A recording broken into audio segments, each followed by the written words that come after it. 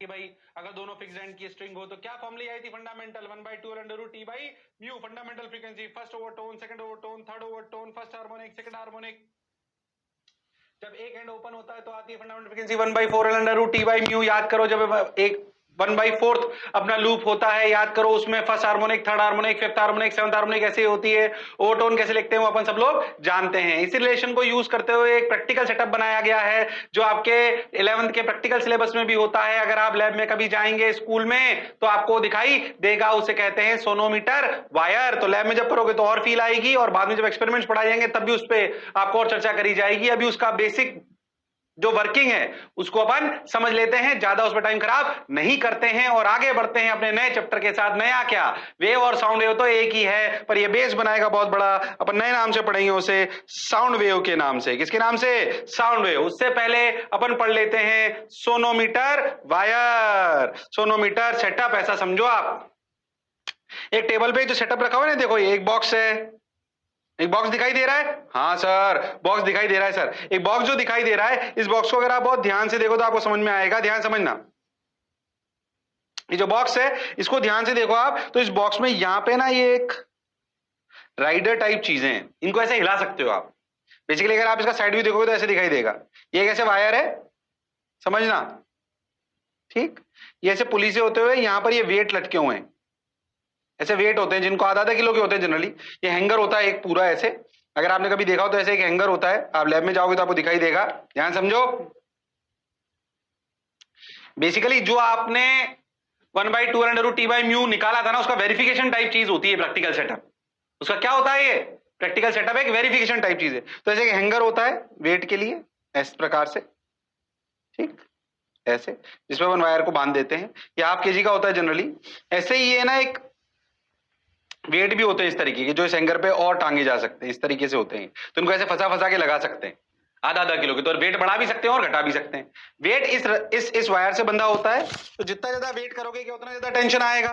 तो क्या tension can be changed, tension can be changed, अरे हाँ ना बोलो भाई, टेंशन कैन बी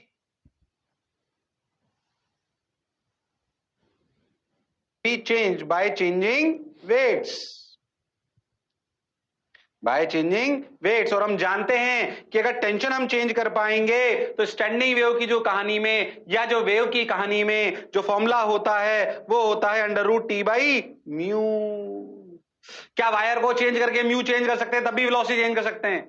पर अगर वायर फिक्स रख ले तो क्या टी को चेंज करने का तरीका है वेट, क्योंकि टेंशन mg के बराबर होगा, m अपना मास होगा, मास को अपन कम ज्यादा कर सकते हैं। ठीक है, एक प्रैक्टिकल सेटअप है, कंफ्यूज मत हो। Practical setup to verify what we have studied till now, under root T by mu 1/2 under root T by mu, उनके बारे में। ठीक, अब ये जो वेजेस होते हैं ऐसे, ये क्या काम करते हैं? पहली बात आप समझो, ये जो वेजेस होते हैं इनको आप ऐसे हिला सकते हो, ये ऐसे ऐसे ऐसे ऐसे ऐसे। इनको हिलाने से होता है कि they act as a nodes, they act as a nodes. अच्छा, अब इनमें वेव कैसे जनरेट करते हैं ध्यान से समझे। इनमें ऐसे ऐसे वेव जनरेट कर सकते हैं, उसका बेसिक सिंपल तरीका होता है जिसे कहते हैं ट्यूनिंग फॉक। अभी आप उसको साउंड में और अच्छे से सुनोगे। ऐसा एक ट्यूनिंग फॉक होते हैं, आप लैब में जाओगे तो आपको दिखाई देंगे, हो सकता है आपने देखे हो कभी ट्यूनिंग फॉक्स। ये ट्यूनिंग फॉक टन, ऐसे एक रबर पैड होता है उस पर मारते हैं टन, तो ये वाइब्रेट कर लेते हैं ऐसे। इनके वाइब्रेशन से अपन वेव जनरेट कर सकते हैं, ऐसा साउंड में भी करेंगे। अब इतना समझो, एक ऐसा इंस्ट्रूमेंट है जो टन, किस पे? एक रबर पैड होता है जिसपे मारो टन, तो इनके प्रॉन्ग्स होते हैं ये। अच्छा, ये हर एक ट्यूनिंग फॉक की फ्रीक्वेंसी अलग होती है, कोई 480, कोई 520 हर्ट्ज, ऐसे ऐसे अलग अलग होते हैं। उस ट्यूनिंग फॉक को ऐसे यहाँ पे इस बोर्ड है ना, ये जो बोर्ड है आपका बॉक्स के अंदर से खोखला होता है, हॉलो होता है, ठीक। तो उसको इस पे यहाँ पे ऐसे रख देते हैं, ऐसे लगाते हैं इस पे ऐसे, इस प्रकार। तो जब आप इसको ऐसे टन करके ऐसे बोर्ड पे लगाते हो ना, तो जो फ्रीक्वेंसी इसकी होती है ट्यूनिंग फॉक की, वही उस हॉलो जो आपका वुडन का चैम्बर है उस पर आ जाती है। And that transfers to from this wires to this wire, from this clips, और you can say from this you can say आपकी जो कीलें हैं, बोलो क्लियर है एकदम, हिंज जो है वहां से वो फ्रीक्वेंसी ट्रांसफर होकर वायर में आ जाती है। तो बेसिकली आप समझो इस ट्यूनिंग फॉर्क की मदद से, इस हॉलो सेटअप की वजह से आप उस ट्यूनिंग फॉर्क की फ्रीक्वेंसी अपने वायर में ट्रांसफर कर लेते हो। किसमें ट्रांसफर कर लेते हो? वायर में। अब जब वायर में फ्रीक्वेंसी जाती है और आती है तो आना और जाना मिलकर क्या स्टैंडिंग वेव बना सकती है, पर वो तभी बना पाएगी जब क्या ये लेंथ उस इक्वेशन को, कौन से फॉर्मूले को, अगर दोनों फिक्स एंड है तो n/2l under T by mu को सेटिस्फाई करेगी। अरे हाँ ना बोल यार। तो जो आपकी फ्रीक्वेंसी है, जो आपकी फ्रीक्वेंसी इसकी किसकी है, किसकी फ्रीक्वेंसी है? ट्यूनिंग फॉर्क की। वो ट्यूनिंग फॉर्क की फ्रीक्वेंसी इस हॉलो डब्बे में ट्रांसफर हुई, उससे आप समझो आपकी हिंज में ट्रांसफर हुई, हिंज से वायर में ट्रांसफर हुई। तो क्या उस वायर में आने जाने की वजह से क्या स्टैंडिंग वेव जनरेट हो सकती है? हो सकती है, पर कब? जब ये इस तरीके का फॉर्मूला सेटिस्फाई हो जाए। तो फ्रीक्वेंसी आपने जो लगाई और जो एल, टी फिक्स है, म्यू फिक्स है, सोच, अगर टी फिक्स है और म्यू फिक्स है, सोच, तो क्या एल को अपन इन राइडर्स को या इन जो आपके ट्राइंगुलर प्लेटफॉर्म्स हैं इनको चेंज करके आप नोड की जगह चेंज कर सकते हो। हाँ, जब वो नोड की जगह चेंज कर सकते हो तो भाई साहब आप एल चेंज कर सकते हो। तो ऐसे एल के लिए सेट करते हैं कि स्टैंडिंग वेव बन जाए, ऐसे एल के लिए सेट करते हैं कि स्टैंडिंग वेव बन जाए।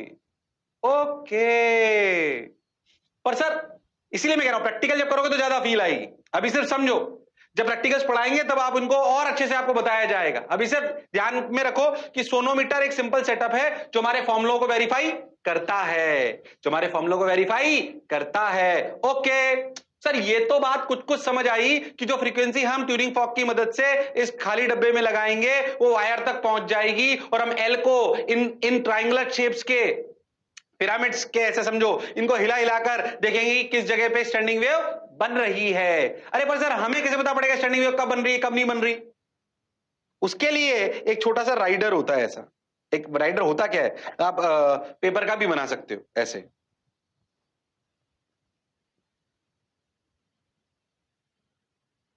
ऐसे आप पेपर का छोटा सा राइडर, छोटा सा राइडर बना लो। अब उस राइडर को उठाकर यहां पर रख दो ऐसे, ये ऐसे, ये राइडर वायर पे रख दो, छोटा सा पेपर का होता है, बस ऐसे ही पेपर का बना लो, ऐसे थोड़े से टाइट पेपर का ऐसे ऐसे बना लो और उसको छोटे से को रख दो।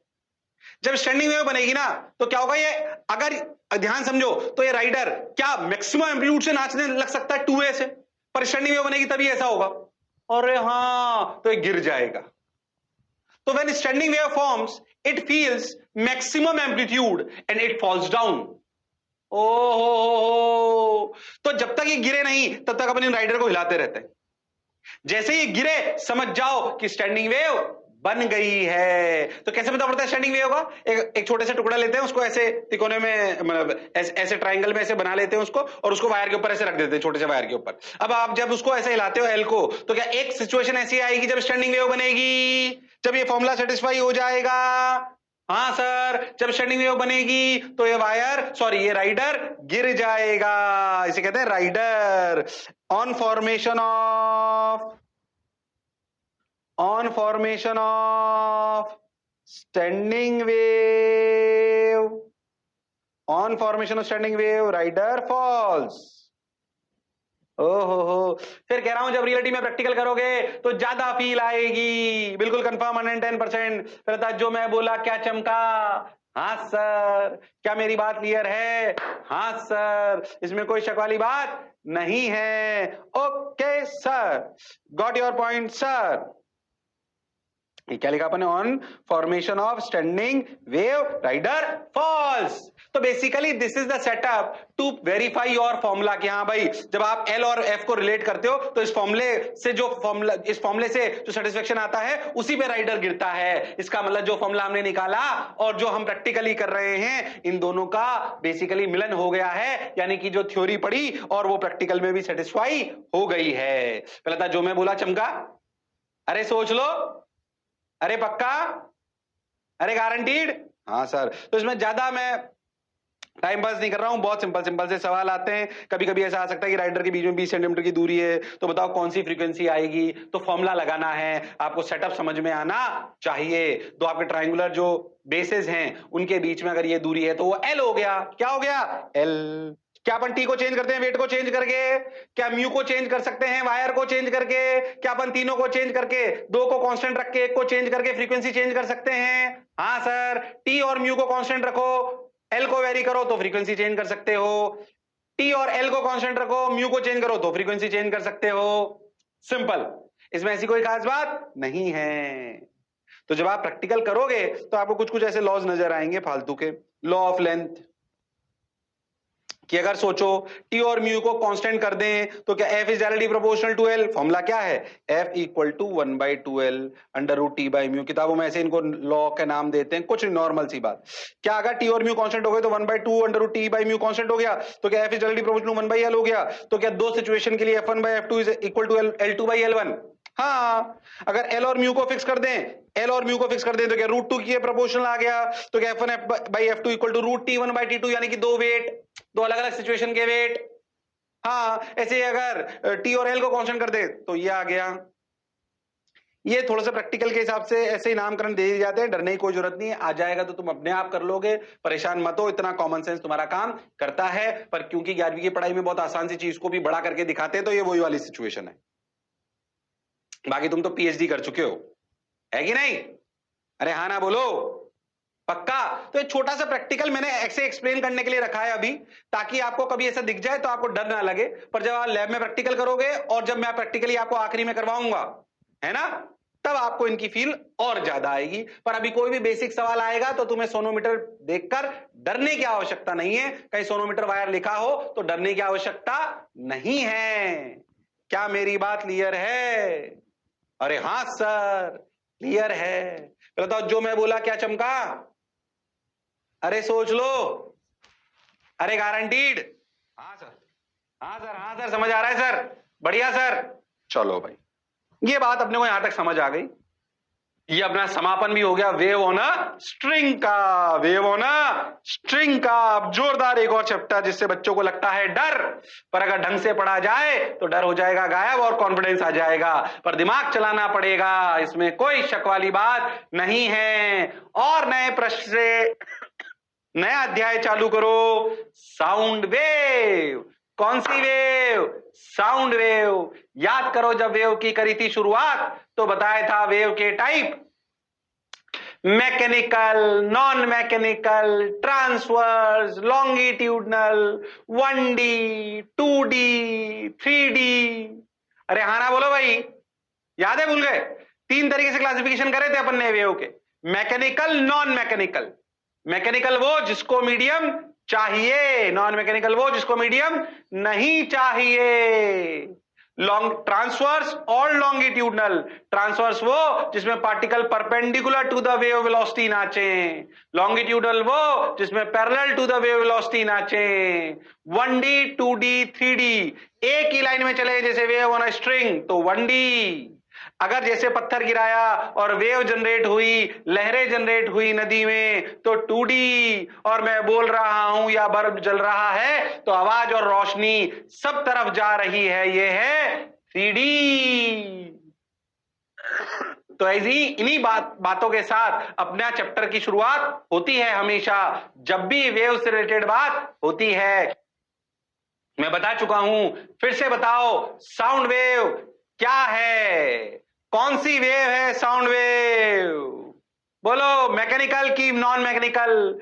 पहले भी पूछा था कि अगर कमरे में वैक्यूम क्रिएट कर दो तो दिखाई देगा कि सुनाई देगा? सर दिखाई देगा, क्योंकि लाइट को एयर की जरूरत नहीं है, पर साउंड को ट्रेवल करने के लिए मीडियम की जरूरत है। मतलब ये मैकेनिकल वेव है। और हाँ, अब एक और बात याद कर, ये ट्रांसवर्स थी कि लॉन्गिट्यूडनल? तू भूल गया है? ट्रांसवर्स थी कि लॉन्गिट्यूडनल? अभी बताऊंगा, फील इसी की कराऊंगा। लॉन्गिट्यूडनल। ओहो, मैकेनिकल वेव, लॉन्गिट्यूडनल वेव, और बोलो 1D, 2D की 3D। 1D 2D की 3D। पहली बात, वेव वो नाम है जो एनर्जी कैरी करता है, उसका एक स्पेशल केस है साउंड वेव। उसका क्लासिफिकेशन है कि उसे मीडियम चाहिए, यानी कि मैकेनिकल वेव है। अभी पढ़ेंगे उसके particle parallel to the wave चलते हैं, यानी कि एनर्जी के प्रोपगेशन की डायरेक्शन में चलते हैं और वो सभी दिशाओं में फैल जाती है, यानी कि वो 3D है, यानी कि वो 3D है। इसमें कोई शक वाली बात नहीं है। देखो, थोड़ा फील करो थोड़ा।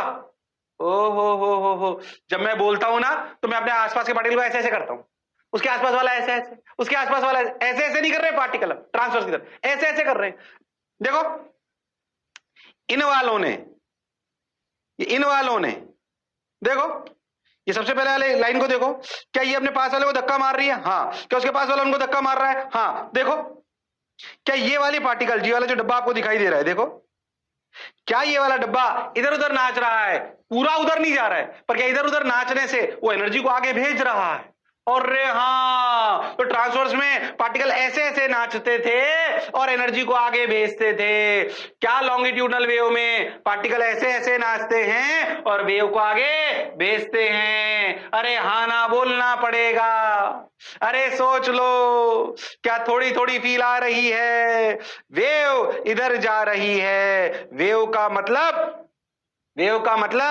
Wave velocity. वेव वेलोसिटी का मतलब एनर्जी के दौड़ने की रफ्तार, और पार्टिकल्स ऐसे ऐसे नाच रहे हैं। अरे हाँ ना बोलना पड़ेगा। तो पार्टिकल ऐसे ऐसे नाचे पर वेव वेलोसिटी आगे जाए, इसे कहते हैं लॉन्गिट्यूडनल वेव। और साउंड में बिल्कुल ऐसा ही होता है। साउंड में बिल्कुल ऐसा ही होता है।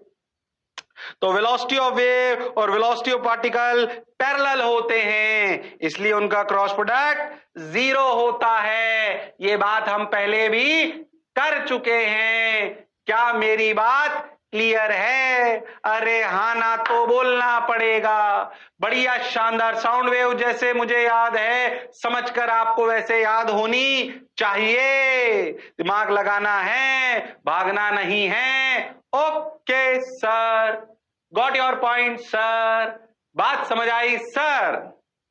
ओहो, 3D में प्रोपगेट, ये तो हम जानते हैं कि साउंड 3D में प्रोपगेट करती है और ऐसे प्रोपगेट करती है जैसे मैंने आपको बताया है। क्या अपन आगे बढ़ जाएं? थोड़ा और आगे चलते हैं। थोड़ा समझने के लिए ऐसा समझो कि तुमने एक ट्यूब ले ली। साउंड को समझने के लिए ऐसा समझो एक ट्यूब ले ली तुमने। ऐसा समझो मेरा मुंह है और ऐसे ट्यूब लगा दी, ठीक, आवाज और कहीं नहीं जा सकती। और मेरे मुंह को पिस्टन मान लो। जब अपन बोलते हैं तो हवा को अंदर बाहर फेंकते हैं ना, तो पिस्टन की तरह काम करता है। ऐसा फील करो तो आपको ज्यादा समझ आएगी। अब सोचो पिस्टन आगे पीछे हो रहा है, पिस्टन आगे पीछे हो रहा है, तो क्या उससे चिपके हुए एयर पार्टिकल जब पिस्टन अंदर की तरफ जाएगा तो क्या वो पार्टिकल्स को दबाएगा? अरे हाँ सर। जब पीछे आएगा तो क्या पार्टिकल को कुछ को फिर अपने साथ ले आएगा? तो क्या वो पार्टिकल्स को ऐसा ऐसा ऐसा ऐसा, क्या वो अपने जस्ट पास वाले एयर पार्टिकल्स को ऐसे ऐसे ऐसा ऐसा मोशन देगा? तो क्या वो भी अपने पास वाले को ऐसा ऐसा ऐसा मोशन देगा? तो क्या वो भी अपने पास वाले को ऐसा ऐसा ऐसा मोशन देगा? अरे हाँ। और जो पिस्टन ने एनर्जी दी थी, क्या वो आगे प्रोपगेट होती जाएगी? अरे हाँ ना तो बोलना पड़ेगा। अरे सोच लो, जिसने की शर्म उसके आए नंबर कम। हाँ सर, बात तो आप बिल्कुल सही कह रहे हो, जोरदार कह रहे हो, मौज के साथ कह रहे हो। देखो, ये देखो पिस्टन गया। ओ हो। अब सोचो, थोड़ा नामकरण करते हैं, डरना मत। जब पिस्टन ऐसे गया तो क्या इसने पास वाले पार्टिकल्स को दबा दिया? जब वहां पे दबा दिया तो सोच, नॉर्मल जितने पास पास पार्टिकल थे उससे क्या ज्यादा पास पास आ गए? तो एक एरिया जनरेट हुआ जो नॉर्मल दूरी से थोड़ा पास पास दूरी थी, वहां पे घनत्व यानी कि डेंसिटी बढ़ गई। और हाँ, पास पास आ गए, एक पास पास वाला रीजन जनरेट हुआ, उसे बोलते हैं कंप्रेशन। डरना मत। क्या बोलते हैं? Compression. When particles are closer than their normal distances, then this region is known as compression. Then this region is known as compression. Oh ho. पास पास आ गए तो क्या डेंसिटी भी बढ़ गई? और हाँ, पास पास आए नॉर्मल से, ये नॉर्मल सिचुएशन है ना? अरे हाँ, पास पास आ गए पिस्टन के दबाने की वजह से तो एक कंप्रेशन रीजन जनरेट हुआ। सोचो, पास पास आ गए तो क्या एयर की डेंसिटी, क्या डेंसिटी सब लोग जानते हैं, डेंसिटी होती है मास अपॉन वॉल्यूम। तो सोचो, क्या उस जगह पर डेंसिटी बढ़ गई? सोचो, डेंसिटी बढ़ गई, पास पास आ गए तो प्रेशर, एयर का प्रेशर जानते हो ना, पर क्या नॉर्मल एयर के प्रेशर से इस जगह पर प्रेशर बढ़ जाएगा? और हां, साउंड वेव में एक साथ 3 वेव पढ़नी पड़ सकती है। आपने वेव ऑन स्ट्रिंग पे एक वेव पढ़ी थी, कौन सी? डिस्प्लेसमेंट वेव, वाई की इक्वेशन लिखी थी। यहां पर ये वाई की या डिस्प्लेसमेंट वेव की इक्वेशन तो आएगी, उसकी वजह से पार्टिकल पास आ जाएंगे तो कंप्रेशन आ जाएगा, उसकी वजह से डेंसिटी में भी बदलाव आएगा, उसकी वजह से प्रेशर में भी बदलाव आएगा। आपको नहीं लगता इस कंप्रेशन वाली जगह पर डेंसिटी भी बढ़ जाएगी और प्रेशर भी बढ़ जाएगा, और पार्टिकल तो हिल के इधर गया ही है, मतलब उसके 3 वेरिएशन हमारे लिए पढ़ना इंपॉर्टेंट हो जाएंगे। कितना पार्टिकल डिस्प्लेस करा, कितनी डेंसिटी बढ़ गई, कितना प्रेशर बढ़ गया, सबसे इंपॉर्टेंट होगा ये प्रेशर वाली कहानी। अपन धीरे धीरे इस बात को समझेंगे, पर पहले समझें कि जब हम बोलते हैं तो हम ऐसे कंप्रेशन क्रिएट कर सकते हैं। अगर पिस्टन ने ऐसे दबाया तो पास पास के पार्टिकल पास आ गए तो कंप्रेशन क्रिएट हो गया, तो डेंसिटी बढ़ गई तो प्रेशर भी बढ़ गया। अरे हां सर, ये बात तो आपकी समझ आई। अब इस कंप्रेशन में एक एनर्जी आ गई ज्यादा, वो एनर्जी कहां से आई? पिस्टन ने दी। अब वेव की खास बात है, वो अपनी एनर्जी आगे देता जाता है। अच्छा, पिस्टन ने क्या करा? पिस्टन ने सर वापस पीछे जाने की सोची, ये गया पीछे। ओहो, अब सोचो जब पिस्टन पीछे गया तो जो कंप्रेशन क्रिएट हुआ था वो वाले, उसने कंप्रेशन वाले जो एनर्जी थी वो आगे ट्रांसफर हो गई, तो उसने आगे वाले पार्टिकल को पास कर दिया। पर क्योंकि पिस्टन पीछे चला गया तो अपने साथ क्या कुछ पार्टिकल्स को पीछे भी ले गया? अरे हाँ, तो सोच, जो यहां पर थे यहां पर थे, ऐसा समझ, ये पिस्टन चिपके हुए थे, जो यहां पर थे ये कंप्रेशन में थे, इन्होंने सोचा भाई मेरी एनर्जी तो आगे दे देता हूं, तो कंप्रेशन यहां चला गया। अरे हाँ सर, और जो पिस्टन था वो अपने साथ इस वाली लेयर को यहां चला गया, तो क्या जो बीच वाली ये लेयर बची, और इसने बोला मैं तो खाली हो गया, मेरे आसपास तो पहले बहुत सारे थे, मैंने तो अपनी ताकत उधर दे दी, पिस्टन ने भी अपने आप को पीछे खींच लिया। अरे हाँ, क्या इसने खाली खाली महसूस करा? क्या इसके आसपास पार्टिकल जितने पहले नॉर्मल सिचुएशन से थे उससे भी क्या कम हो गए? अरे हाँ सर, कम हो गए। जब पार्टिकल नॉर्मल से भी किसी जगह पे कम हो जाएं तो उसे कहते हैं रेयर फ्रैक्शन। क्या कहते हैं? Rarefaction. याद होना चाहिए, कंप्रेशन और रेयर फ्रैक्शन का मतलब फील के साथ समझ में आना चाहिए। अरे हाँ ना तो बोलना पड़ेगा, मेरे लाल, मेरे पीले, मेरे नीले, मेरे रेनबो। हाँ सर, रेयर फ्रैक्शन, सबने बोला ठीक, मैंने भी बोला ठीक, कोई बुराई नहीं है। ओके, रेयर फ्रैक्शन, ठीक है सर, ठीक है सर, बहुत बढ़िया सर, बहुत मजा आया सर, वाह वाह सर। अच्छा, सोचो क्या इस जगह की डेंसिटी बढ़ेगी घटेगी? अरे डेंसिटी घट जाएगी नॉर्मल से। बताओ, डेंसिटी घट गई, प्रेशर का क्या होगा? बताओ भाई, अगर नॉर्मल डेंसिटी रो नॉट है, नॉर्मल प्रेशर पी नॉट है, नॉर्मल डेंसिटी एंड प्रेशर।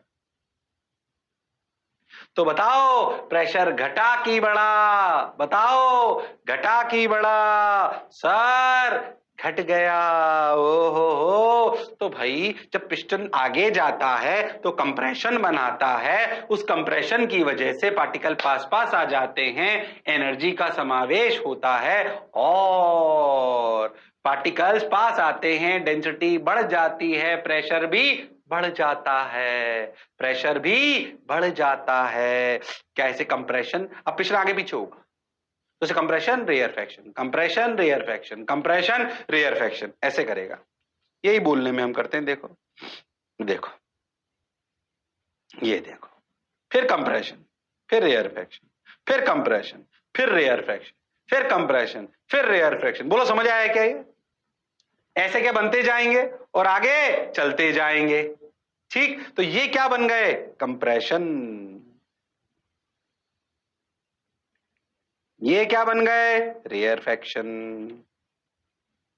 हाँ सर, क्या कंप्रेशन में density is more than rho naught, P is more than P naught normal, ये rarefaction. Density is less than rho naught, pressure is less than P naught. क्या ये कहानी समझ आ रही है? अरे हाँ ना तो बोलना पड़ेगा, अरे सोच लो, अरे गारंटीड, अरे पक्का। हाँ सर, बात तो आप सही कह रहे हो। ओके ठीक है, कोई बुराई नहीं है।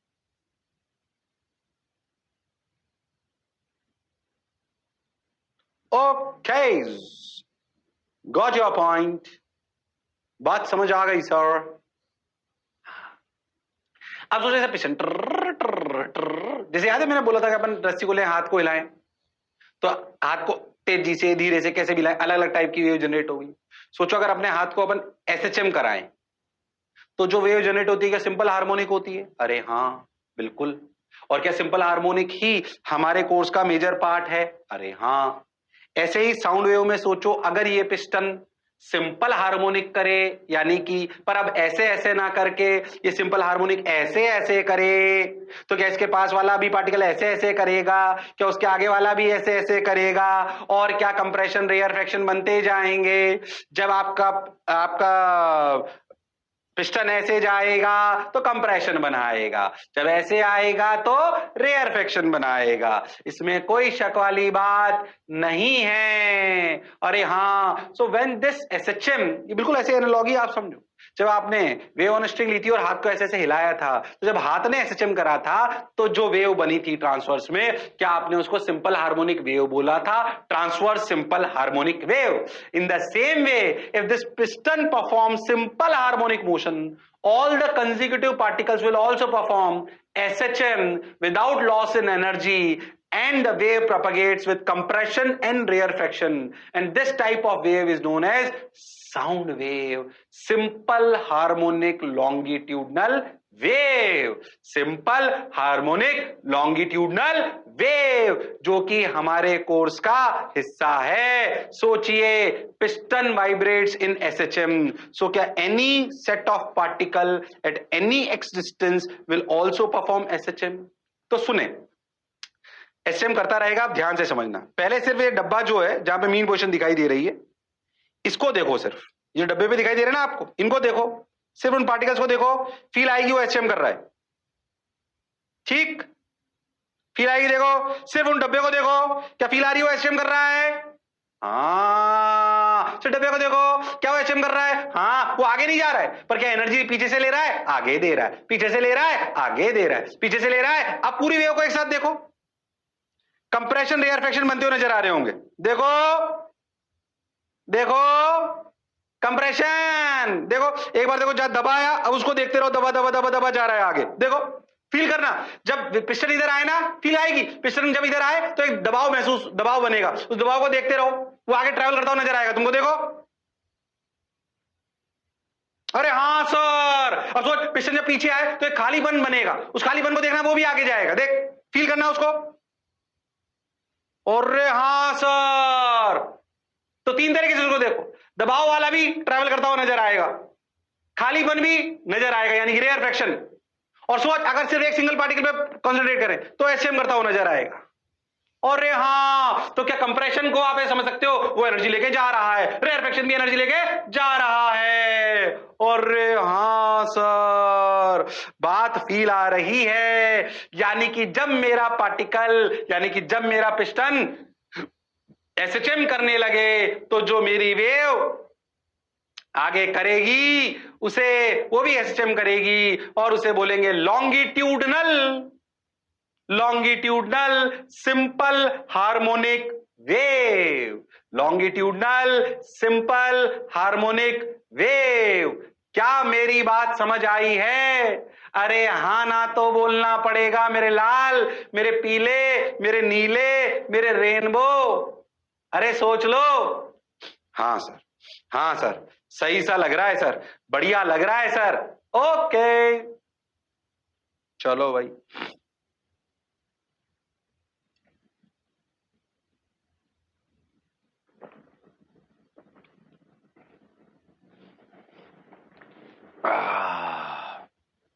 Feel I? अरे फील आई? ये कंप्रेशन रेयरफेक्शन ही है। जब मैं बोलता हूं ना, जैसे मैं सांस बाहर फेंकता हूं तो कंप्रेशन बनता है, फिर रेयरफेक्शन होता है। वो कंप्रेशन की एनर्जी अलग साउंड पैदा करेगी आपके कान में, रेयरफेक्शन की अलग करेगी, उसकी फ्रीक्वेंसी, ये वो बहुत सारी चीजों पर डिपेंड करता है। पर ऐसे ही कंप्रेशन रेयरफेक्शन बनते हैं जो एनर्जी लेकर अपने साथ आते हैं, आपके ईयर ड्रम पे गिरते हैं और आपको सुनाई देता है। सोचो भगवान ने कितनी तगड़ी तगड़ी चीजें बना रखी, कितनी फिजिक्स आती होगी ईश्वर को, जिसने सब कुछ बनाया है। अरे हाँ ना बोलना पड़ेगा भाई। हाँ सर, जोरदार होगा। खैर, अपन उसको जानने का प्रयास कर रहे हैं। इससे सुंदर सब्जेक्ट कोई नहीं है। बोल मत देना। हाँ, फिजिक्स के खिलाफ एक शब्द भी नहीं सुनूंगा मैं। हाँ भाई साहब, फिजिक्स ही तो जीवन है। क्या कहते हो भैया? मैथ्स जीवन है यार। मैथ्स की जरूरत तो फिजिक्स की वजह से तो पड़ी कि भाई अच्छा कैलकुलेशन के लिए फिर अपन ने सोचा चलो एक सब्जेक्ट और दे देते हैं। चलो भाई ठीक है ना। और केमिस्ट्री तो ठीक है यार, रखने वाला सब्जेक्ट है। क्या कहते हो भाई, है कि नहीं? ऐसा तो नहीं तुम अपने दूसरे मास्टर जाके बोलो कि सर जो है मैथ्स फिजिक्स केमिस्ट्री की बुराई कर रहे थे। चलो आ जाओ, आगे बढ़ते हो। ओके, अब समझो। बिल्कुल वही कहानी। मान लो कि जो आपका पिस्टन है, इसके ये x = 0 वाला पिस्टन, समझना अच्छे से, याद करो अपन जैसे वेव में करते थे। मान लो कि जो पिस्टन है इसका s बराबर, मान लो कि ये जो पार्टिकल है ना x = 0 वाले, ये ऐसे ऐसे कर रहे हैं, ठीक। ये इनका S0 इनका एम्पलीट्यूड है, और किसी भी समय पर s डिस्प्लेसमेंट दिया गया तो इक्वेशन हो गई S0 sin ω t। जैसे याद करो y बराबर क्या लिखते थे, a sin ω t। अपन ने s ऐसे ले लिया, s इसलिए लिया क्योंकि y से ले रहा, y से बच्चे को परपेंडिकुलर लगने लगता है। s is the displacement from the mean position at any time t, s0 is the amplitude. ऐसे ऐसे कर रहा है, तो सोच x दूरी के पार्टिकल की इक्वेशन क्या होगी। याद कर क्या करते थे, याद कर क्या करते थे, क्या t को रिप्लेस करते थे t - x/v। जो ये करेगा t टाइम पर, क्या ये x0 वाला, ये सब समझा चुका हूं पहले, क्या x0 वाला करेगा t - x/v टाइम पर, तो क्या इसकी s की इक्वेशन हो जाएगी s at any time t at any x at any time t is S0 sin ω t - x/v। ये कहानी पहले सुना चुके हैं, that is S0 sin ω t minus kx। कहानी same, ω/v is wave number.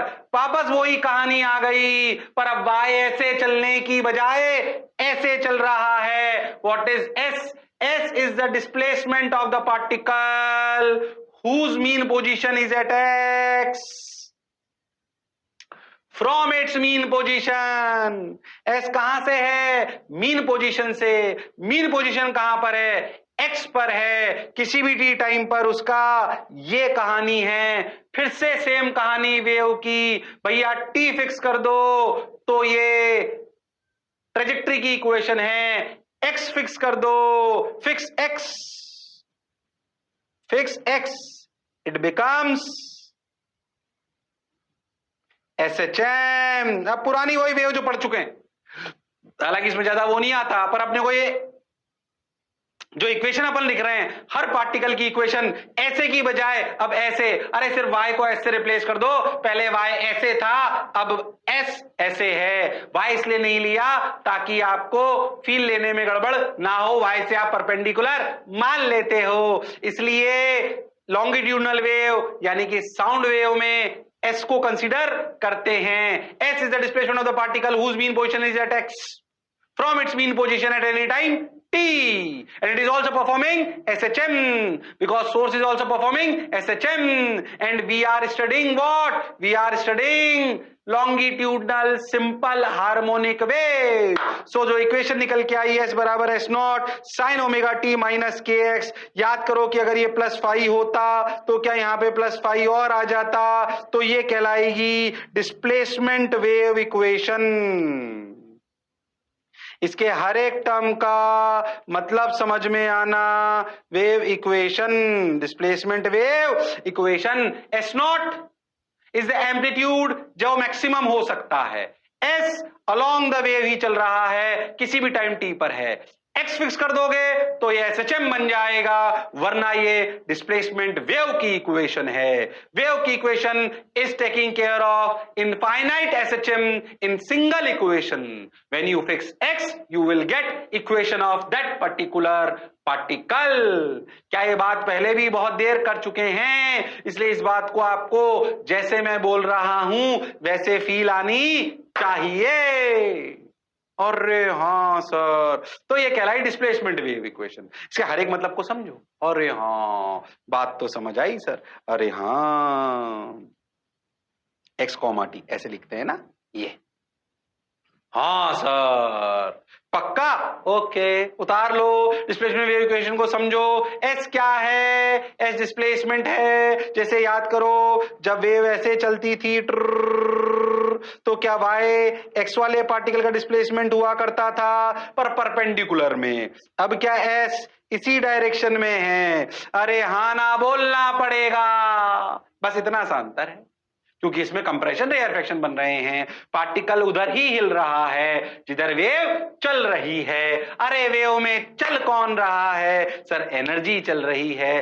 Feel थोड़ी थोड़ी लानी पड़ेगी, गड़बड़ करने की जरूरत नहीं है. Okay sir, got your point sir. बात समझ आई सर? मजा भी आया सर? आगे बढ़ो सर. चलो भाई, यहां तक की बात समझ आ गई. अच्छा लग रहा है, अच्छा लग रहा है. अब क्या करें, अब क्या करें? अब आगे चलते हैं, बात को समझते हैं. डिस्प्लेसमेंट वेव इक्वेशन अपने को समझ आ गई. ठीक, एक सिंपल सा सवाल कर दो, तुम कर सकते हो. The equation of a travelling sound wave, बिल्कुल पुराना ही सवाल है. The equation of a travelling sound wave along axis is given by s equals to 6 sin 600t minus 1.8x where s is in meter is measured in 10 to the power minus 5 metre. ठीक है, s यानी कि ये 10 to the power minus 5 metre में चल रहा है. ठीक है, in 3 second and x in metre, तो x मीटर में है तो आपको समझ में आ गया. अपना जो ये s है ये 10 to the power minus 5 में चल रहा है. Find the ratio of the displacement amplitude of the particle to the wavelength of the wave. A part करो पहले, सब लोग कर सकते हो तुम लोग. अगर पुरानी बातें याद है, पुराना ही सवाल है, सिर्फ साउंड लिख दिया उससे फर्क नहीं पड़ रहा, बाकी कहानी सेम है. ओमेगा का मतलब क्या है, के का मतलब क्या है? के को ओमेगा बाय वी लिख सकते हैं, 2 पाई बाई लेमडा लिख सकते हैं. कंफ्यूज होने की जरूरत नहीं है. करो करो, ए कर सकते हो तुम लोग. ए पार्ट करना है, शर्माना नहीं है. जिसने की शर्म उसके आए नंबर कम. अरे करके बता दो, अरे करके बता दो. Ratio of the displacement amplitude of the particle, displacement amplitude यानी कि 6 into 10 to the power minus 5. Okay, S naught तो ये है, बिल्कुल सही सर. वेवलेंथ, वेवलेंथ क्या होती है भैया? के कितना? 1.8, that is 2 pi by lambda. यानी कि लेमडा की वैल्यू आ गई 2 पाई बाई 1.8. तो ratio of the displacement amplitude of the particle यानी कि 6 into 10 to the power minus 5. Basically अपने को चाहिए S naught by lambda by 2 pi into 10 to the power 1.8. अरे सही कर रहा हूं क्या? अरे सही कर रहा हूं क्या? अरे सोच लो. अरे पक्का? चलो भाई, तो ये 3 हो गया. 3 इंटू ये 3 into 1.8 by 3.14 into 10 to the power minus 5. तो ये लगभग 3 से 3 मरा, तो ये थोड़ा सा 1.8 से कम आना चाहिए। हाँ, तो आंसर देख लेते हैं। ओ 1.7 10 to the power -5। जो अपन ने पढ़ा जो समझा बिल्कुल सही है, जो अपन ने पढ़ा जो समझा बिल्कुल सही है। बेसिकली अगर वेव की इक्वेशन दे रखी हो, डिस्प्लेसमेंट वेव की इक्वेशन दे रखी हो, तो आपको उसको रीड करना आना चाहिए। ऐसे सवाल आप पहले बहुत कर चुके हैं, ज्यादा इसमें आते भी नहीं हैं, पर अगर आ जाएं तो डरने की आवश्यकता नहीं है। बी पार्ट करो। Ratio of the velocity amplitude of the particle to the wave speed. Particle की वेलोसिटी और वेव स्पीड अलग अलग बात थी, तो ratio of the velocity amplitude of the particle यानी कि V max, maximum particle velocity और वेव स्पीड, इनका रेशियो चाहिए। बताओ पार्टिकल की मैक्सिमम वेलोसिटी क्या होती थी और वेव वेलोसिटी क्या है, इनका आपको आंसर बताना है, गड़बड़ नहीं करना है। बताओ रेशो तुम कर सकते हो, अरे तुम कर सकते हो। वी मैक्स होता है सर पार्टिकल का ए ओमेगा, ए का मतलब एस नॉट ओमेगा, यानी कि S not omega by wave velocity, velocity of particle, velocity of wave. हो के बराबर क्या होता है ओमेगा बाई वी, यानी कि ये हो गया के, यानी कि एस नॉट के, एस नॉट है 6 × 10⁻⁵, के की वैल्यू है 1.8। सही कर रहा हूं क्या मैं? सही सा तो लग रहा है। अरे हाँ ना बोलो भाई, अरे हाँ ना बोलो भाई, कुछ गड़बड़ करी क्या मैंने? एस नॉट के, हाँ सही तो है, ओमेगा बाई वी के ही तो है, सही तो है। अरे सोच लो, अरे पक्का। हाँ, ratio is S not omega, A omega is the maximum velocity upon wave speed, बिल्कुल सही। तो ओमेगा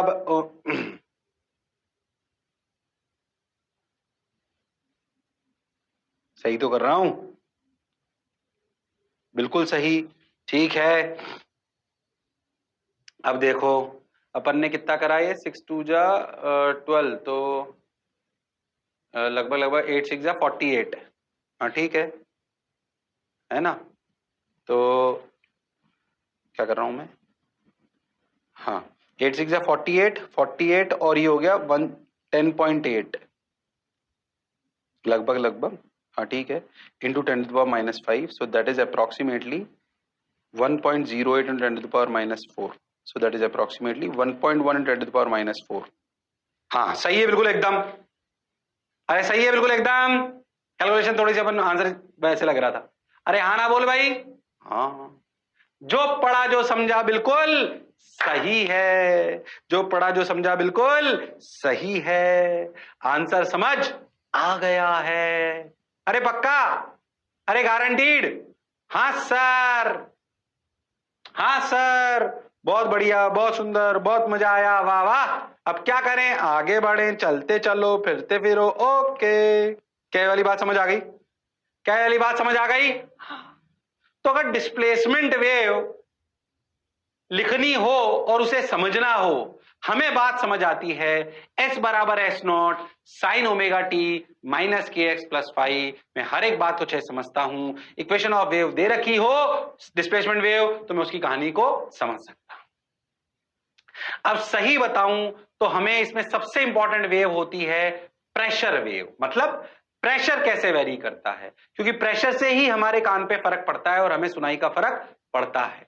ओके सर, तो प्रेशर का बहुत अंतर है, तो हमें प्रेशर वेव पढ़नी पड़ेगी। सबसे ज्यादा इंपॉर्टेंट वो है, डेंसिटी वेव पढ़नी पड़ेगी। पर प्रेशर वेव और डेंसिटी वेव पढ़ने के लिए हमें इस चैप्टर में दो अलग चैप्टरों की जरूरत पड़ती है। एक तो शायद आप पढ़ चुके होंगे, जो अगले अगले टर्न पे आएगा, आपने पढ़ा होगा आइसोथर्मल एडियाबेटिक, केमिस्ट्री में पढ़ के आना। आइसोथर्मल एडियाबेटिक पढ़ा है क्या? PV equal to nRT, PV equal to constant, PV की power gamma equal to constant. सुना है क्या? एडियाबेटिक आइसोथर्मल पढ़ा दिया गया है आपको केमिस्ट्री में, वो काम आएगा अगले टर्न पर, उसे याद करके रखना है ना। और एक और चीज काम आती है जो 11th के ही फिजिक्स के आगे चैप्टर में आती है, उसे कहते हैं इलास्टिसिटी। क्या कहते हैं? इलास्टिसिटी। तो वो चैप्टर अभी नहीं पढ़ा रहा हूं, पर उसमें दो टर्म है, यंग्स मॉडुलस और बल्क मॉडुलस। उनको थोड़ा समझाने का अगले 10-15 मिनट उन्हीं चैप्टर के लिए आपको कहानी थोड़ी सी जोड़ रहा हूं, क्योंकि उस कहानी के बिना आपके लिए, तो आप ऐसे समझो उस चैप्टर का भी एक बेसिक हिस्सा आपको पढ़ा रहा हूं। उन चीजों को समझे बिना प्रेशर वेव को निकाल पाना या उसकी फील कर पाना संभव नहीं है। इसलिए अपन ये पढ़ रहे हैं हिस्सा इलास्टिसिटी से। तो ये हिस्सा इलास्टिसिटी का है, पर इस चैप्टर के लिए हमें जरूरत है, तो ज्यादा इसमें डीप डाइव या सवाल नहीं कर रहे हैं, पर इसका मतलब समझने का प्रयास कर रहे हैं। दो टर्म जिसे अपन पहले को कहते हैं यंग्स मॉडुलस। पहले तुम एक बात समझो, दो टर्म होती हैं स्ट्रेस। स्ट्रेस मतलब होता है फोर्स अपॉन एरिया। सर ऐसा तो प्रेशर में भी होता है। हाँ, ये कुछ कुछ वैसी ही चीज है, डिफरेंस आपको चैप्टर में बताया जाएगा। Force upon area. मान लो एक वायर ले लो और इसमें से वेट लगा दो। क्या ये वेट इस वायर को खींचेगा? क्या लंबा कर सकता है? हाँ। तो सोचो, जितना मोटा ये वायर होगा, जितना मोटा, क्या उतना इसमें स्ट्रेस कम आएगा? अरे हाँ। पर जितना ज्यादा फोर्स होगा, क्या उतना ज्यादा स्ट्रेस आएगा? अरे हाँ। पतला सा वायर हुआ, क्या फटाक से स्ट्रेस आके टूट सकता है? मोटा हुआ तो क्या ज्यादा वजन को झेल पाए? तो स्ट्रेस डिफाइन करा गया फोर्स अपॉन एरिया। एरिया ये वाला, इसको अगर ऐसे जूम करके देखो तो ये एरिया ऐसा, इसे बोलते हैं ये एरिया ऑफ क्रॉस सेक्शन।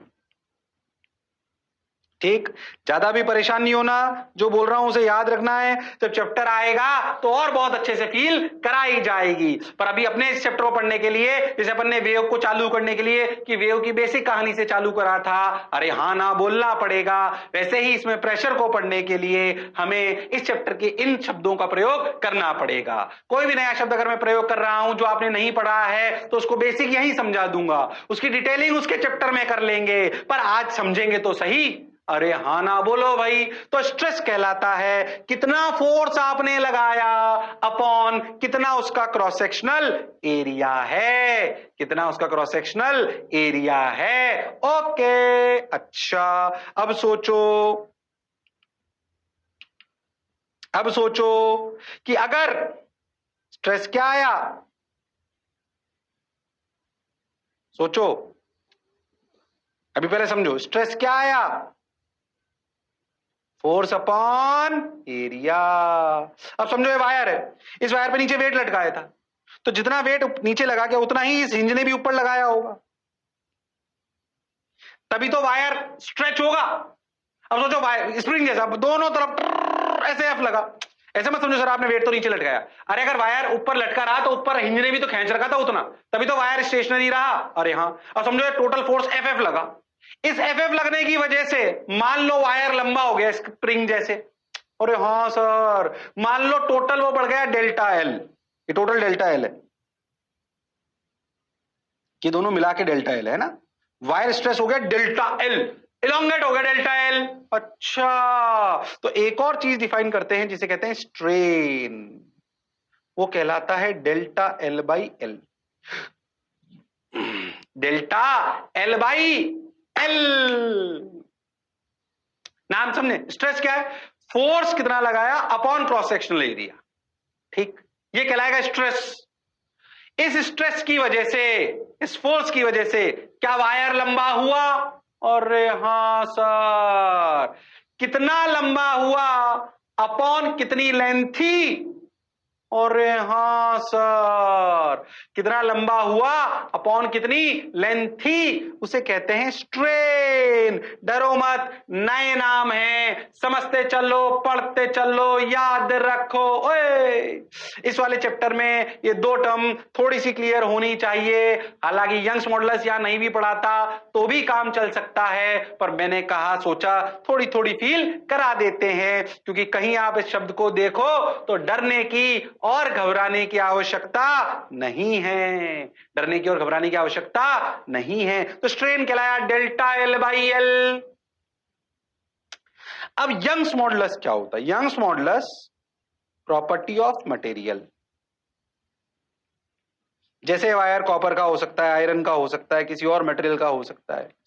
उसने बोला कि stress upon strain for a particular material remains constant. For a particular material, stress upon strain remains constant for particular material. मतलब सोच, मैं एक छोटा सा आयरन का वायर लूं, ऐसा पतला सा, एक ही मैं आयरन का मोटा वायर ले लूं, वेट W2 लूं, वेट W1 लूं। पर अगर ये आयरन है दोनों, तो इनमें क्या चीज सेम होगी? स्ट्रेस नहीं, स्ट्रेन नहीं, दोनों का रेशो।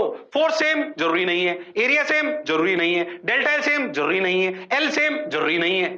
पर अगर ये आयरन है दोनों, तो इनकी एक बात कॉमन है कि स्ट्रेस अपॉन स्ट्रेन का रेशो कांस्टेंट रहेगा, और वो रेशो पर्टिकुलर मेटेरियल के लिए कहलाता है यंग्स मॉडुलस, जवान मॉडुलस। क्या कहलाता है? Young's modulus. अरे हां ना बोलना पड़ेगा। क्या कहलाता है? Young's modulus. पहले बता, जो मैं बोला क्या चमका? अरे हां ना तो बोलना पड़ेगा। Okay sir.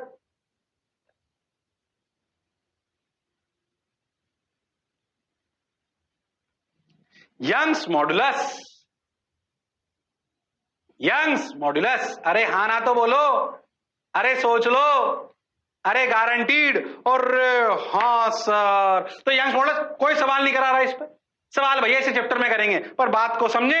Young's modulus is a property of material that formula is stress upon strain. Stress is force upon area, जो फोर्स लगाओगे अपॉन क्रॉस सेक्शनल एरिया, उसकी वजह से जो चेंज इन लेंथ आएगा वो कहलाएगा delta L. Change in length upon, change in length upon original length, ये कहलाता है स्ट्रेन। तो ये जो लिखा हुआ है ना, इसमें सवाल अभी नहीं करा रहे, इसका चैप्टर जब आएगा तो खूब सारे सवाल इस पे करोगे, इसकी एप्लीकेशन भी पढ़ोगे। याद कर, मैंने स्प्रिंग में एक चीज पढ़ाई थी, K इंटू एल कॉन्स्टेंट, याद है? एनएलएम में उसका प्रूफ कर देंगे इससे अपन। हाँ, ये वही तो बात है, ध्यान से देख। वहां पे फोर्स लगाते थे, क्या उसकी वजह से स्ट्रेन आता था? Delta L elongation x. अरे हाँ सर, देखो के एक्स टाइप चीज है, तू ध्यान से सोचे तो, तू ध्यान से देखना, देख y equal to f upon area into delta L by l. सोच, f equal to y into a upon l into delta l. सोचिए, अगर एक स्प्रिंग है तो उसका y फिक्स्ड है, एल फिक्स्ड है और ए फिक्स्ड है, तो सोचिए के टाइप चीज हो गई, और ये डेल्टा एल हो गया एक्स। और हाँ सर, कुछ कुछ स्प्रिंग की याद दिला रहा है। अभी मैं भावुक नहीं होऊंगा, अभी इस पे ज्यादा बात नहीं करूंगा, जब इस चैप्टर में आएगा तब उस पे बात करूंगा। और हाँ, पर अभी जैसे मुझे याद है, आपको ये सारी टर्म याद होनी चाहिए, आपको ये सारी टर्म याद होनी चाहिए। ओके सर, बात समझ आई सर? कोई दिक्कत नहीं है सर? ओके, ठीक है भाई। हाँ, ओके, ठीक है, उतार लो इसको, उतार लो, और याद होना चाहिए, उतार लो और याद होना चाहिए, इसमें कोई शक वाली बात नहीं है। जैसे मुझे याद है आपको याद होना चाहिए। ठीक है सर, बात समझ आई सर? मौज आई सर? ओके सर, ठीक भाई। और आगे चलते हैं, सुनते हैं, आगे बढ़ते हैं, कहानी को आगे बढ़ाते हैं, जोर से बढ़ाते हैं, समझ के बढ़ाते हैं। ठीक सर, ओके सर। अब क्या करें? सुनो, ठीक है। तुम एक्चुअली ये जो वाई होता है इसे कहते हैं मॉडुलस ऑफ रिजिडिटी। एक्चुअली क्या होता है, जैसे आप ध्यान दो तो एक वायर है, ध्यान में, तो एक वायर टाइप चीज है, यानी कि 1D में काम हो रहा है। हमें साउंड में 3D में चाहिए होगा कुछ कुछ। अरे हाँ, 3D में सोच, जैसे लिक्विड है मान लो, गैस है मान लो, 3D में काम होगा ना इनका, एक वायर थोड़ी है। अरे हाँ, तो 3D में इस तरह की चीज को डिफाइन करने के लिए एक चीज डिफाइन करते हैं जिसे बोलते हैं बल्क मॉडुलस। 3D में डेफिनेशन देने के लिए आप इसी तरह की चीजों की, मॉडुलस ऑफ रिजिडिटी टाइप की चीजों की, तो लिक्विड, गैस, उसमें डेफिनेशन देने के लिए एक टाइप की चीज बोली जाती है जिसे बोलते हैं बल्क मॉडुलस। वो भी बिल्कुल जैसे मुझे याद है, बल्क मॉडुलस भी इलास्टिसिटी चैप्टर का ही पार्ट है, पर बल्क मॉडुलस काम आएगा बहुत ज्यादा, यंग्स तो इतना नहीं आएगा, पर बल्क मॉडुलस काम आएगा भाई साहब, बल्क मॉडुलस काम आएगा, इसलिए ध्यान सुन लो। हो, इसलिए फिर से उसको समझे। बल्क मॉडुलस 3D टाइप चीज है, आप है समझो।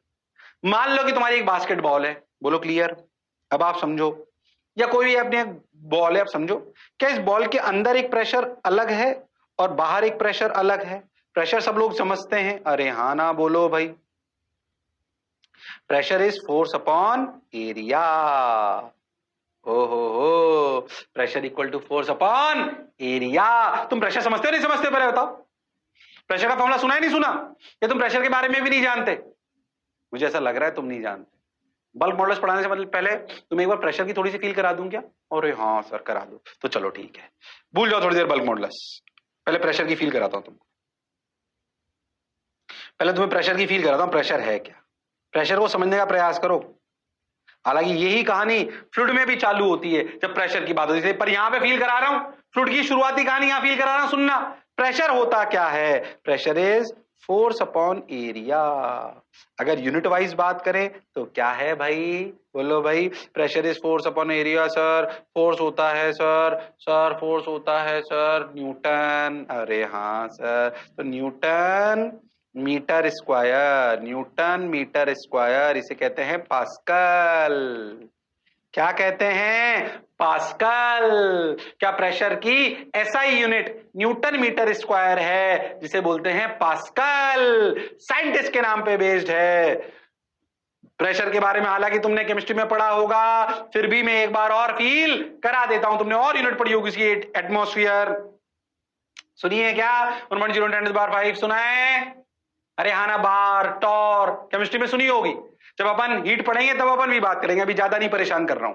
अभी प्रेशर की बेसिक बात करते हैं, हमें फिजिक्स वाली बात करते हैं। Pressure equal to force upon area. Pressure equal to force, force is a vector quantity. अरे हाँ sir, but pressure is a scalar quantity. Confuse मत होना सर, ऐसे कैसे, समझना इसलिए अच्छे से। मान लो मैं तुम्हें बोलूं कि ऐसे कोई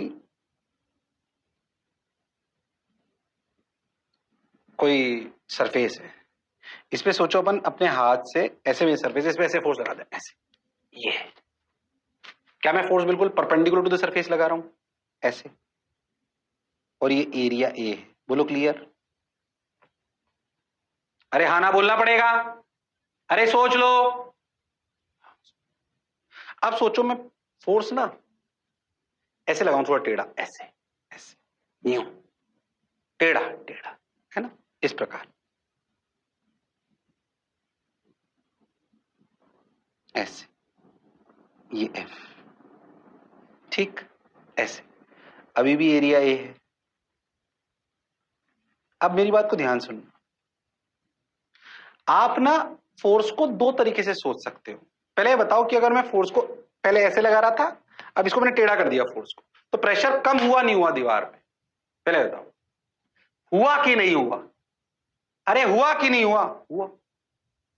अब मुझे बताओ प्रेशर को कैसे लिखना चाहिए। मैं तेरे को 4 तरीके बताता हूं प्रेशर को लिखने के। Force perpendicular upon area, force upon area perpendicular, force का मैग्नीट्यूड अपॉन एरिया का मैग्नीट्यूड, या फोर्स का परपेंडिकुलर कंपोनेंट अपॉन एरिया का परपेंडिकुलर कंपोनेंट। समझ में नहीं आई सर बात, ये क्या मतलब हुआ? फोर्स तो वेक्टर है ना, उसके 2 कंपोनेंट कर सकते हैं। वास्तविकता में एरिया भी वेक्टर होता है। जैसे अगर आप ध्यान समझो तो एरिया एक, इस एरिया को देखो तो ये एरिया ऐसे ऐसे, ठीक।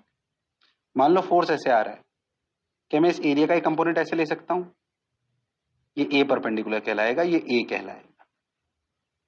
अरे हाँ ना बोलो भाई, ये ए परपेंडिकुलर मतलब ऐसे इस फोर्स के दो कंपोनेंट, ए की एफ परपेंडिकुलर।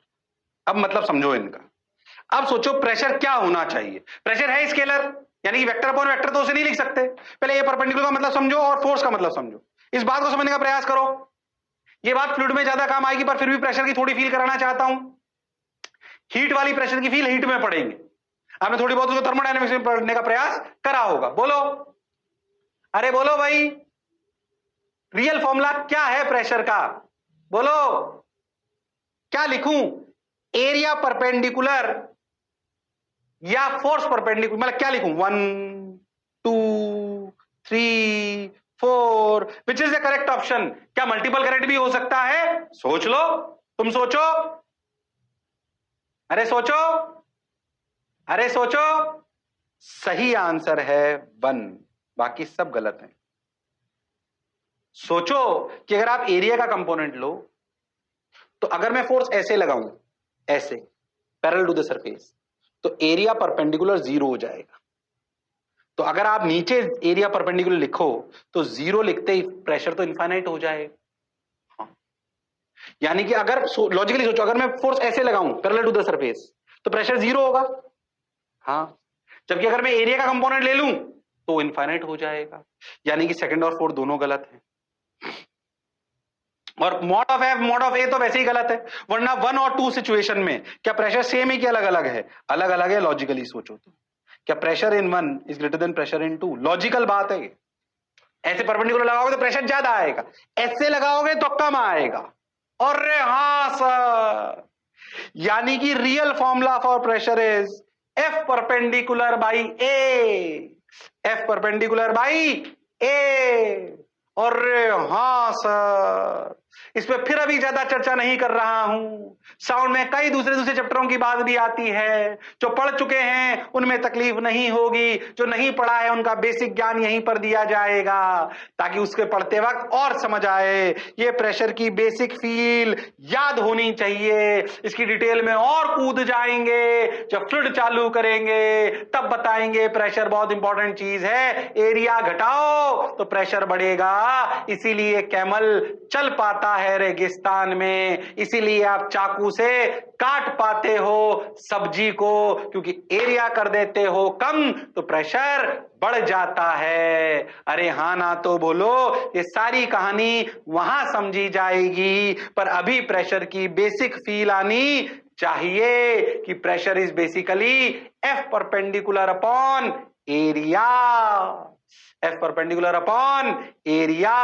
इसमें कोई शक वाली बात नहीं है। ये मेरे को ऐसे एक्स्ट्रा बता दिया मैंने, अभी नहीं भी बताता तो भी चल सकता था, पर ठीक है, ज्ञान है, जब मिले ले लेना चाहिए।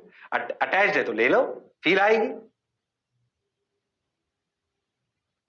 हाँ सर, हाँ सर, बात समझ आई सर, मजा भी आया सर। अब क्या करें? सुनो, यंग्स मॉडुलस समझ लिया, प्रेशर समझ लिया, नई नई चीजें समझ रहे हैं। एक और चीज जो काम आएगी उसे कहते हैं क्या? उसे कहते हैं बल्क मॉडुलस। अरे क्या कहते हैं?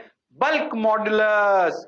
बल्क मॉडुलस, ओके सर, देखो सर, बहुत बढ़िया समझाते हैं। मैंने बोला वो 3D चीजों के लिए है, समझे। अब मान लो आपकी बॉल है, अच्छा, आप ऐसा समझो उसमें प्रेशर पी अंदर प्रेशर था पी आई। अब समझो हमने ना इस बॉल को एक चैम्बर में डाल दिया और उस गैस का प्रेशर बढ़ा दिया। क्या वो प्रेशर चारों तरफ से बढ़ेगा? उसे बोल दिया पी आउट। अब सोच, वो प्रेशर बहुत बड़ा है, चारों तरफ से बिल्कुल इक्वली, है ना? एक समझो बास्केटबॉल है आपकी, या कोई भी आपकी जो बॉल लेते हो आप बड़ी सी, जो बच्चों खेलने वाली लेती है वो भी ले सकते, फुटबॉल ले लो जो तुम्हारी इच्छा, उसके अंदर एक प्रेशर है, ठीक है। हमने क्या करा, इसे गैस चैम्बर में डाल दिया, समझो आप। आपने क्या करा, बाहर से गैस का प्रेशर बढ़ा लिया। ये बाहर का प्रेशर अगर ज्यादा हो जाएगा तो आपको नहीं लगता है बॉल ऐसे बिल्कुल सिमेट्रिकली पिचकेगी? अरे हाँ, बिल्कुल सही, ये बॉल पिचकेगी। हाँ। मान लो कि ये बॉल पहले ऐसे थी, पूरी बड़ी, ठीक। अब ये बॉल पिचक गई, ये वी इनिशियल थी, अब ये बॉल इतनी हो गई, ऐसा समझो, आउटसाइड प्रेशर की वजह से। ये वी फाइनल। क्या change in volume is V final minus V initial? क्या इसे बिल्कुल सही, V final minus V initial. ध्यान देखो, अगर दबाव पी आउट ज्यादा है तो क्या वी फाइनल कम है और वी इनिशियल ज्यादा है। ठीक भाई, अब सोचो bulk modulus of this material. अब सोचो फुटबॉल होगी तो इस सिचुएशन में अलग पिचकेगी, हमारी क्रेजी बॉल होगी तो अलग पिचकेगी, कॉस्को की बॉल होगी तो अलग पिचकेगी, आटे की बॉल होगी तो अलग पिचकेगी। क्या मटेरियल पर डिपेंड करता है वो कितना पिचकेगी? अगर पी इनसाइड और पी आउटसाइड सेम है तो डेल्टा पी एक चीज हुई जिसे बोला P out side minus P inside, इसे बोला डेल्टा पी, एक्सेस प्रेशर। इसे क्या बोला? Excess pressure. कितना ज्यादा प्रेशर है? एक्सेस प्रेशर मतलब इस एक्सेस प्रेशर की वजह से क्या due to this there is delta V, due to this there is delta V. अरे हां सर, ये एक्सेस प्रेशर की वजह से क्या चेंज इन वॉल्यूम आया? अरे हां। अब एक और चीज अपन डिफाइन करते हैं, जैसे याद है वो स्ट्रेन लिखा था पीछे, वो याद करो तो 1D के लिए था, ऐसे ही बोलते हैं वॉल्यूमेट्रिक स्ट्रेन। ये क्या कहलाएगा? Delta V by V. Delta V by V is the, जैसे डेल्टा एल बाई एल था वो स्ट्रेन कहलाया था, उसे 1D स्ट्रेन बोल सकते हो। ऐसे ही वॉल्यूमेट्रिक स्ट्रेन क्या है? Delta V by V. Delta V by V, change in volume upon total volume. हो अब सोच, इस मटेरियल की प्रॉपर्टी का एक चीज डिफाइन करके जिसे बोला गया बल्क मॉडुलस, जिसका फॉर्मूला क्या है सुने, वो कहलाएगा volumetric stress upon volumetric strain. Volumetric strain is nothing but delta P, that is excess pressure. Stress वही था फोर्स अपॉन एरिया, तो प्रेशर वाली तो बात थी वो, तो ये कहलाए volumetric stress upon volumetric strain, यानी कि बीटा को लिखा गया, ध्यान से देखो तो ध्यान समझना क्या लिखा गया, बीटा को लिखा गया वॉल्यूमेट्रिक स्ट्रेस यानी कि delta P volumetric strain minus delta V by V. Minus क्यों लिखा समझाता हूं, क्योंकि ये डेल्टा वी जो आया तुम्हारा, ये डेल्टा वी है, ये है V final minus V initial. तो सोच वी फाइनल अगर कम है और वी इनिशियल ज्यादा है तो ये क्वांटिटी नेगेटिव है, तो इसको पॉजिटिव करने के लिए एक माइनस लगा दिया गया ताकि बल्क मॉडुलस पॉजिटिव आए, तो लिखा गया minus delta P V by delta V. ऐसे भी लिख सकते हो minus V dP by DV.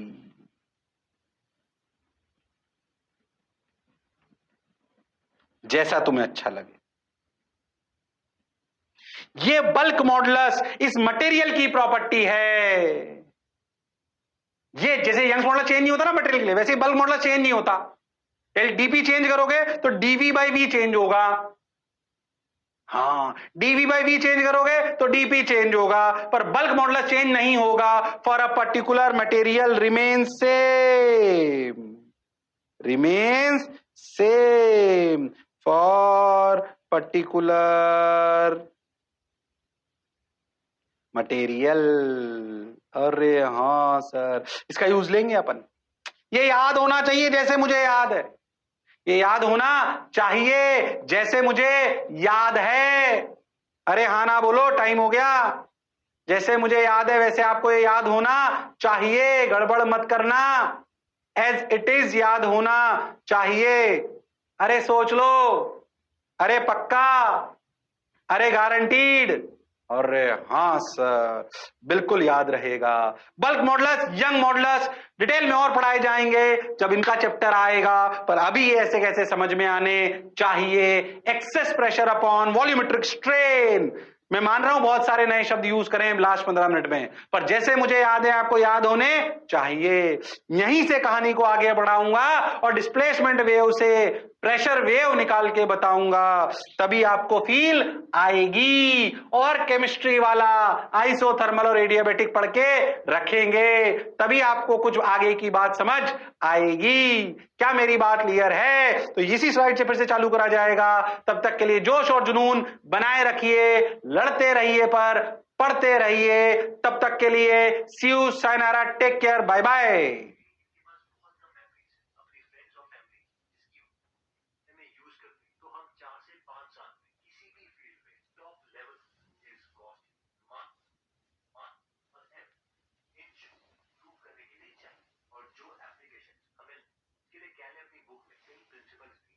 इसमें सबसे पहला प्रिंसिपल कहता है क्लटर इज कॉस्टली। मान लीजिए कि हम एक कार खरीदना चाहते हैं क्योंकि हमें पैदल चलना पसंद नहीं। ऑथर बोल